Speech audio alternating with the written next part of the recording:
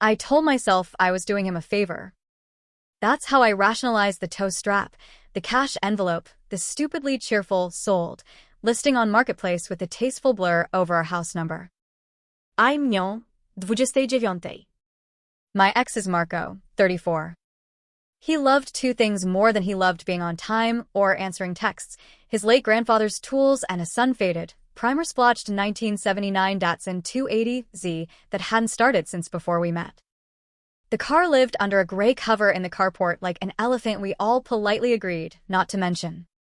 For 2 years I parked on the street, climbed ice in winter, and defended the car to visiting friends with lines like, "He's rebuilding the engine," and "It's sentimental, not stuck." 2 months ago, the HOA sent another violation: non-operational vehicles stored beyond 30 days. The fine was $150 and would double the following month. At the same time, our rent jumped, my hours at the salon got cut, and I was folding bills at the kitchen table like origami could multiply them. I stared out at the gray hump under the carport and thought, there's money just sitting there rusting. Sentimental wasn't paying the power bill. I'd been telling Marco for months, either finish it or store it. I need the spot. He'd say, I'm waiting on parts, or I'll get to it after Q2, and then he'd step over the box of new bushings and go for a run. Last straw was that HOA letter. I snapped a picture of the car without the cover, wrote 79 Datsun 280Z. Non-runner, mostly complete, bring a trailer, $2,000 OBO, and hit post. Messages exploded. Every guy within 50 miles appears to have an alert for Datsun project. They all ask the same thing. Does it have a title? About the title.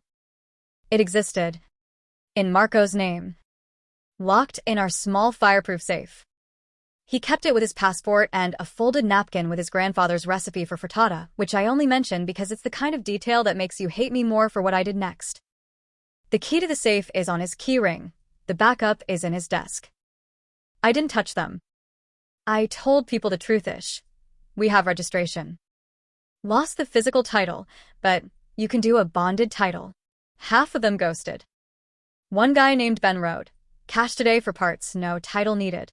That felt like a permission slip written by my own bad ideas. He showed up in a flatbed with a friend, walked around the car like a jeweler looking at a cloudy stone, and counted out 1900s and 250s.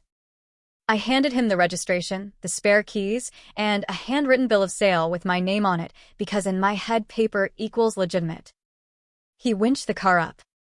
The HOA fine sat on the kitchen counter under a magnet. I slid the cash next to it like an exorcism and told myself I was finally making an adult decision. At 7:42 p.m., Marco came home carrying takeout and stopped at the mouth of the carport like he'd been clotheslined by air. He lifted the cover off the empty concrete like there might be a magic trick underneath. He walked inside holding the takeout bag like a prop. Where is it? I tried a script that sounded brave in my head. We needed the money. You weren't fixing it. The HOA was going to double the fine. I listed it. A guy came in. You sold my car, he said. Not a question. Our carport, I said, because when you're wrong, you sometimes say things that make it worse.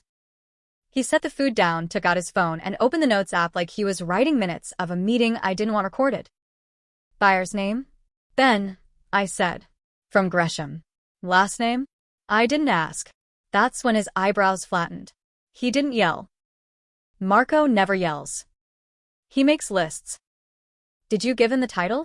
No. He said he'd do a bonded title. And you gave him what? Registration and keys. He nodded once, a tick mark in the air. And a bill of sale with your name. It's fine, I said, adrenaline tripping over itself. It was your junk. I turned it into rent. You should be thanking me. He walked to the safe, clicked it open, and pulled out the title like a priest lifting a relic. He slid it into a clear sleeve, then opened his laptop. He typed faster than my choices could catch up. I'm not thanking you, he said, calm as a courthouse. I'm flagging the VIN. He filed a stolen vehicle report through the non-emergency portal and called the DMV to place a VIN alert. He wasn't dramatic on the phone, he was precise. Vehicle in my name was removed without my consent, he said. Not in a shop. Not loaned. I have title. Here's the VIN, plate, and photos. He emailed Marketplace and asked for buyer contact details under their fraud/vehicle recovery process. He could have gone nuclear and called me a thief. Instead, he called me what I was, the person who handed a stranger his property and said, "Problem solved." At 10:30 p.m., Marketplace responded with a buyer's profile link and first name. Ben again, of course. And a message thread I'd tried to delete from my end, but that still existed in Marco's emailed address change alerts. Marco wrote to Ben, "Owner here. Car was sold without my consent. Title in my name. VIN flagged. Please call me so we can resolve without police involvement. I'll reimburse your costs." Then he texted me, "You will not contact him. I will handle." Ben called within 15 minutes. He wasn't a villain. He was a guy who saw a deal and didn't ask enough questions. "I don't want any trouble," he said. "I'll tow it back." "I've been burned before." "You weren't the thief," Marco said. "But you bought something the seller didn't own. That means you don't own it either. Bring it back, and I'll cover your tow plus $100 for your time." They agreed to meet at 9 a.m. My stomach dropped through the couch cushions. I pulled the envelope of cash from the drawer and counted out what was left after I'd paid the HOA fine and a portion of rent. I had $840. We needed nearly $3,000. Tow out, tow back, and a token for the headache. I'd have to ask my sister or sell my Dyson or pawn the necklace Marco got me on our first anniversary, which suddenly felt like a uniform I was no longer entitled to wear.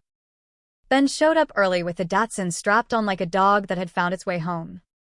Marco stood with his grandfather's socket set by his feet and the title in his hand. He checked the engine numbers like a ritual, then signed a receipt he'd printed. Vehicle received back by registered owner. Towing reimbursed. Buyer acknowledges no claim. He counted out the money I didn't have. "Where did you get that?" I asked, dumbly. "My emergency fund," he said. "The thing adults keep for actual emergencies." I wanted to throw down the cash. I had it would change physics.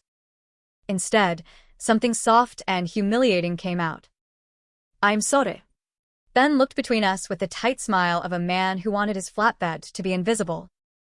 "Good luck," he said, which is Oregon for "I hope you two stop being a TV show."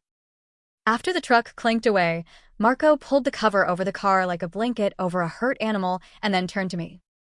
"You told me to store it or finish it," he said. "You didn't suggest stealing it from me."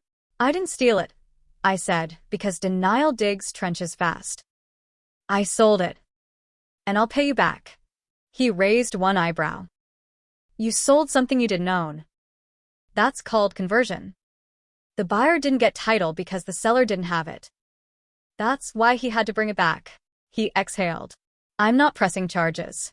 But I am done." "Please," I said. "We can fix this." I panicked.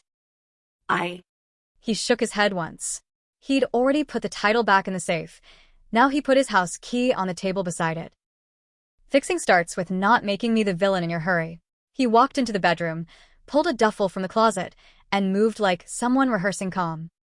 In the days that followed, the consequences queued up like tabs in a browser. The HOA fine was paid, but the next violation arrived anyway because our delightful neighbor had photographed the flatbed. Our landlord asked about that incident with the vehicle sale, which told me how little privacy survives a good story. Marco sent me a spreadsheet titled Datsun. Cost due, tow back, $425, locksmith to rekey after I'd handed over spare keys, $185, 2 missing tools, $62, a nuisance margin of $100 I couldn't even be mad at because he called it nuisance margin like a man who bills his own piece. I took extra shifts. I sold the Dyson, RIP. I texted Neha and borrowed enough to close the gap. I sent Marco each payment with a screenshot and one sentence, "I know this doesn't fix it." He replied received every time. No ads. No punctuation beyond the period he put on us. A month later, I saw him on a Sunday morning under the carport with a wiring diagram spread on the hood. He'd installed a cheap camera facing the car. He'd added wheel locks. He'd changed nothing about his face, except the part of it that still looked at me like I might be a person he trusted. "You're really going to finish it," I said. "I was always going to," he said. I just had to finish learning something else first. What's that? That boundaries aren't mean. They're upkeep. He turned the key, and the Datsun gave a coughing little bark that sounded like it might someday become an engine note.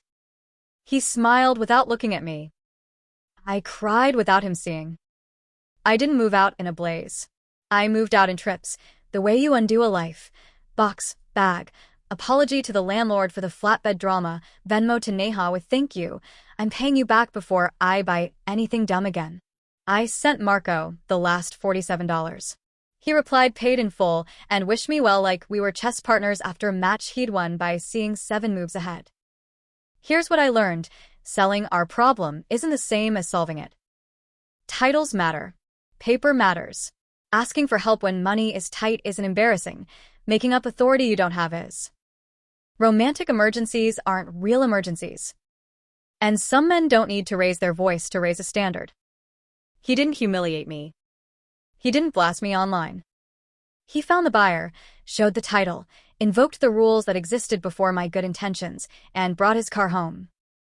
He won by being boring in a world where I thought only dramatic counted.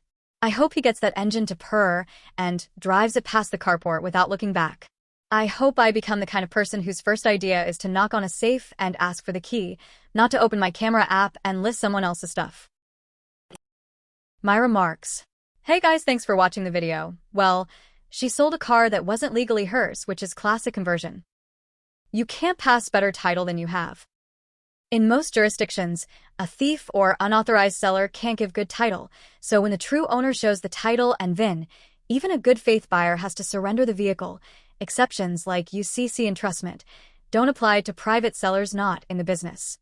That's why he flagged the VIN, contacted the platform, reimbursed towing, and got it back without a courtroom scene. Paper beats vibes. If you like grounded stories where calm process wins, subscribe. More tomorrow.